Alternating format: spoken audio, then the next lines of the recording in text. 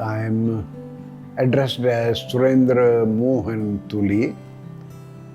Having worked in a government institution for probably 30 years, dealing with a middle class or even poorest of the poor, many of the patients, they call me Tuli Ram.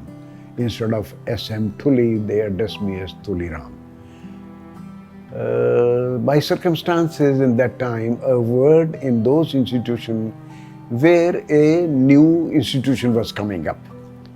I sometimes address myself as a journey without godfathers.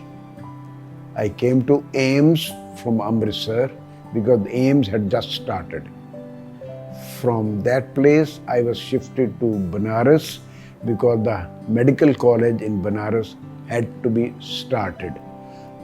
Having worked in Banaras for 23 years, I was shifted to University College of Medical Sciences because the department was to start there. So this is the life without godfathers. I don't think I should call myself as an expert. Well, you can say I am one of the most chronic students of orthopedics. Certainly, there is so much of tremendous change taking place in the whole country that an average Indian will be crossing 65 years of age, whereas well-provided homes are going to cross 85 or 80s. So after the age of 60, our bones do start becoming weak by a condition we call osteoporosis. And the care for osteoporosis must start at a very early age. You know, our bones accumulate calcium up to the age of 30 years. And they keep on accumulating calcium in the bones by a few methods. One, adequate amount of calcium which we are consuming in the form of our diet, some amount of sun rays exposure, and third is about 35 minutes of exercise so that the calcium can go and sit in the bones. Up to the age of 30 years, the calcium keeps on depositing in the bones, and the maximum deposit which we get in the bones is addressed as peak bone mass. Higher is the peak bone mass, less are the chances of developing severe loss of bones with the passage of age. However, if the peak bone mass was low, the bone mass starts becoming less after the age of 30 years, and very soon, or within a few years, you lose so much of calcium from the bones that the bones start showing tendency for fractures and pains.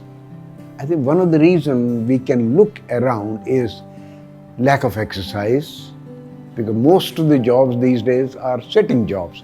You sit on the computer, spend the whole time on the computer looking at your digits and all that. Second, most of our rooms now are rooms within rooms. You don't even get sunlight, not only direct, even indirect sunlight doesn't come to you. Now, you do need sunlight. You do need sunlight for the health of the bones. But if you're 24 hours away from the sunlight, room within the room, how will you get the sunlight? So, two things we are missing. One, exposure to sunlight, direct or indirect. Second, exercise, because we have all the facilities to reach your place of work and you just sit down the whole day. So we will have to modify the things somewhere in the middle of the day. Give a break, go to the neighboring exercise room, do the exercise, expose yourself to sun rays, and then come and sit down. I think all of us should know that our vertebral column or the spine, right from brain to our tailbone, is not a stick. It is not a bamboo. It is composed of multiple blocks of bones. You can call them dubbies or blocks of bone. And each block of the bone has practically 6 joints on it, which gives you flexibility in the form of forward bending, sideward bending, twisting, rotation. One should keep the spine mobile. What is the content of the spine? One should know it. The spine carries what we call spinal cord. The spinal cord, for its health and function, has mobility. It moves with the spine. We bend to the left, it moves. We bend to the right, we bend forward, we bend backward. Our spinal cord and its nerves are moving, and this movement must be maintained for the health not only of the spine and bones but also of the nerves and nerve functions.